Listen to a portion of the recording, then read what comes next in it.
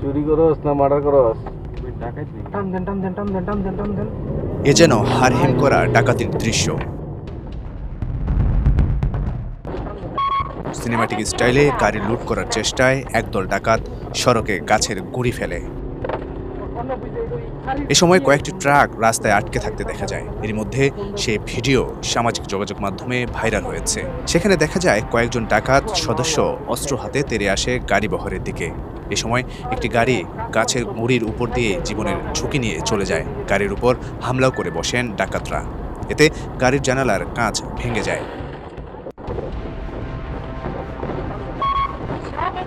23 জানুয়ারি রাতে সাভারের বিরুলিয়ায় ঘটে এ ঘটনা। এর আগে ভোর 4:30টার দিকে সাভারের বিরুলিয়া ইউনিয়নে আক্রান্ত সাভার সড়কের কালিয়াকৈর এলাকায় এই ডাকাতরা গাছ ফেলে সড়কে প্রতিবন্ধকতা সৃষ্টি করে।